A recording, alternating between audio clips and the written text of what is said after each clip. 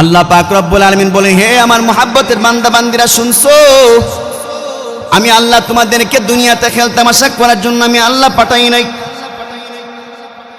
বন্ধু বান্ধবদের সাথে গল্প গুজব করার জন্য আমি আল্লাহ তোমাদেরকে দুনিয়া জমিনের মধ্যে পাঠাই নাই। আমি আল্লাহ কেবলমাত্র তোমাদেরকে পাঠিয়েছি একমাত্র আমি আল্লাহর ইবাদত এবং দাসত্ব করার জন্য। যদি তুমি দুনিয়াতে আমি আল্লাহর ইবাদত করার পাশাপাশি তুমি যদি ব্যবসা করো, ব্যবসাকে আমি আল্লাহ পাক ইবাদতের সাথে আমি আল্লাহ পাক তুলনা করব। তুমি যদি ইবাদতের পাশাপাশি তুমি যদি রিক্সা চালাও, সিএনজি চালাও, ভ্যান গাড়ি চালাও, আমি আল্লাহ তোমার এই কর্মটাকে তোমার ধর্মের সাথে আমি আল্লাহ পাক রব্বুল আলামিন যুক্ত করে দিব। এ আমার নওজোয়ান যুবক ভাইয়েরা ভালো করে শুনো, এই জওয়ানিকাল তোমার সারা জীবন থাকবে না। জওয়ানিকালের মধ্যে তোমার গুণ ধরবে, রং ধরা যৌবন ঝং ধরে শেষ। তোমার যেই জওয়ানিকালের মধ্যে রং ধরেছে, এই জওয়ানিকাল একদিন তোমার থাকবে না রে বাবা। আমার নিজ এলাকার পাশের এক এলাকার ঘটনা। একদিন ছেলের নাম ছিল শরীফুল ইসলাম, তার নাম। এক বাজারের মধ্যে কম্পিউটার দিয়ে মানুষের মোবাইলের মধ্যে সে বিভিন্ন গান বাজনা ছবি টবি এগুলো ঢুকাইত, ডাউনলোড করে দিত মানুষের মোবাইলের মধ্যে। এবার একদিন রাতের বেলা সে তার দোকান বন্ধ করে ঘরের মধ্যে ঘুমাইয়া গেছেন। সাথে ছিল একজন বন্ধু, ঘরের মধ্যে ঘুমাইয়া গেছে। আর বন্ধুকে গেটে বলতেছে, ও বন্ধু, আগামীকাল আমি যখন দোকান খুলবো আমার এই কাজগুলো আছে, তুই আমাকে একটু স্মরণ করাইয়া দিবি। রাতের বেলা দুই বন্ধু খুশ গল্প করে বিছনার মধ্যে ঘুমাইয়ে গেছে। রাত যখন গভীর রাত হয়ে গেল, 1টা বা 1:30, ওই বন্ধুর প্রস্রাবে ধরেছে, আবার ঘুম থেকে সজাগ হয়েছে। এবার শরীফ আল্লাহর বান্দাকে ডাক দিয়ে বলে, ওরে আর শরীফ উঠ, প্রস্রাবে ধরেছে, বাহিরে যাব। একবার ডাক দিল, শরীফ ঘুম থেকে জাগে না। আবার ডাক দিল, শরীফ ঘুম থেকে এবারও জাগে না। আবার ডাক দিয়ে বলে, এরা শরীফ ঘুম থেকে উঠ। এবার ঘুম থেকে বান্দা যখন জাগে না, তখন এই শরীফের বন্ধুর মনের মধ্যে একটা দুশ্চিন্তা কাজ করতে লাগলো, কি ব্যাপার, আমার বন্ধু আমার ডাকে কেন সাড়া দেয় না, কিছু হয়েছে নাকি? এবার শরীরের মধ্যে হাত দিয়ে দেখলো, পুরাটা শরীর শীতল হয়ে গেছে, ঠান্ডা হয়ে গেছে, একেবারে পাথরের মতন শক্ত হয়ে গেছে। এবার বন্ধু চিল্লানি মারছে, কে আসো, আমার বন্ধু মারা গেছে, তোমরা কে আসো, আমাকেও আমার বন্ধুকে বাঁচাও। এবার যখন শরীফের বন্ধু বারবার চিল্লাইতে আরম্ভ করছে, আর তার আত্মীয় স্বজনরা এবং শরীফের মা বাবারা ঘর থেকে বের হয়ে আসছে। কি ব্যাপার, গভীর রাতের মধ্যে এমনভাবে চিল্লাচিল্লি করতেছে। ঘর থেকে বের হয়ে এসে দেখেন শরীফের ঘরের ভিতরে দেখলো শরীফ তার দেহটা একেবারে কাঠের মতন শক্ত হয়ে আছে, কোনো নড়াচড়াও নাই, শ্বাস প্রশ্বাস বন্ধ হয়ে গেছে, হরকত কোনো রকম আর করতেছে না।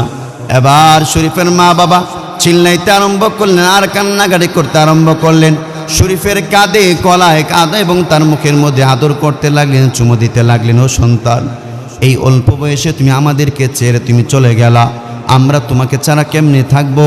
তুমি আমাদের আদরের সন্তান ছিলে, আগামীকাল তুমি দোকানের মধ্যে যাবে, তোমাকে ছাড়া আমি কিভাবে থাকবো? এভাবে মা বাপ যত চিল্লাইতো, এই তো একবার যে সন্তানের মরণ হয়ে গেছে, এই সন্তান তো দুনিয়ার জমিনের মধ্যে আর কোনোদিন আগমন করবে না। আপনার সন্তান যদি ইন্তেকাল করে, সন্তান আপনার সাথে কোনোদিন আর কথা বলবে না। এ নওজোয়ান যুবক, তুমি যদি মারা যাও, তোমার মা বাপ তোমার কাঁধে ধরে ধরে তোমার বুকে পড়ে পড়ে তারা চিল্লাইবে, কান্নাকাটি করবে, তুমি কিন্তু সাড়া দিতে পারবা না, কথা বলতে পারবা না। তোমার কত বন্ধু বান্ধব এসে বলবে, ও বন্ধু চল আমাদের সাথে ঘুরতে চল। বন্ধুর ডাক শুনবে, কিন্তু তুমি কোনো রকমের কথাবার্তা বলতে পারবে না। আমার আল্লাহ পাক রব্বুল আলামিন তোমার সমস্ত কণ্ঠকে স্তব্ধ করে দিবেন, শরীর রক্ত চলাচলকে আমার আল্লাহ পাক বন্ধ করে দিবেন, হাড়ের কাজ বন্ধ হয়ে যাবে, কিডনি কাজ পরিপূর্ণভাবে বন্ধ হয়ে যাবে। তুমি নিতর এক দহনে তুমি যখন এই কবর জগতের মধ্যে পড়ে থাকবা, এমন একটা জিন্দিগি কিন্তু তোমার এক জীবনের মধ্যে চলে আসবে। তোমার আত্মীয় স্বজন তোমাকে ধরে ধরে ধরে ধরে তারা আস্তে একটা খাটের মধ্যে শোয়াইবে, গরম পানির মধ্যে বড়ই পাতা দিয়া তোমাকে গোসল করাবে। কিছু মানুষ চলে যাবে বাজারের মধ্যে কাফনে কাফন আনার জন্য, কিছু মানুষ চলে যাবে আবার গুরুস্থানের মধ্যে তোমার জন্য কবর করার জন্য। এভাবে প্রত্যেকটা মানুষ তোমার জন্য বিভিন্ন ধরনের কাজ তারা করতেই থাকবে। এবার নির্দিষ্ট 5 ঘন্টা বা 6 ঘন্টা পর তোমার জানাজা হয়ে যাবে। তোমাকে তোমার আত্মীয় স্বজন কবরের মধ্যে যখন নামাইয়া দিয়ে আসবে, এমন একটা ঘর,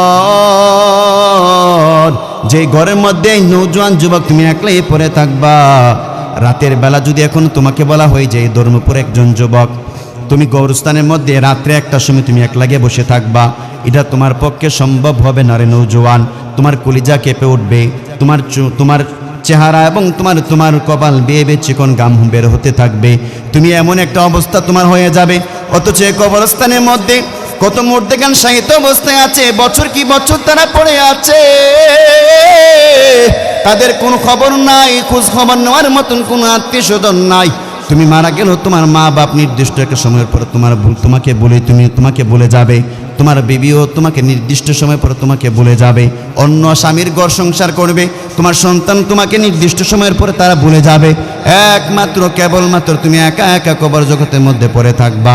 এই জন্য কবরের মধ্যে সকলকে যেতে হবে, এই কথা চিন্তা করে একমাত্র আমার আল্লাহর জন্য নিজের ভিতরে এমন একটা তুমি স্পৃহা তৈরি করো, এখন থেকে আমার আল্লাহ পাকের হুকুমগুলো মানবো, নবীর পথে আমি চলবো, দিনের একজন কর্মী হব, শয়তানের অনুসারে আমি এখন থেকে আর হব না।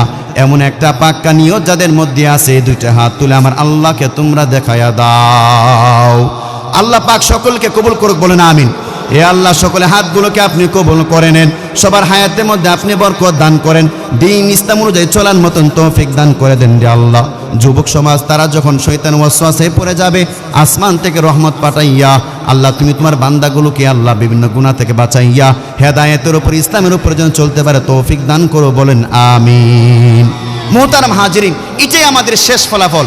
এই যে আল্লাহ পাক রব্বুল আলামিন এক ফুটা নাপাক পানি থেকে সৃষ্টি করেছেন, সুন্দর অবয়ব দিয়ে বানিয়েছেন, এরপর আল্লাহ পাক দুর্বল বানাইয়া অথবা দুর্বল বানানোর আগে অল্প বয়সে এক থাবা দিয়ে কবর জগতের মধ্যে নিয়ে যাবেন, সাহিত্য করে রাখবেন, বছর কি বছর চলে যাবে।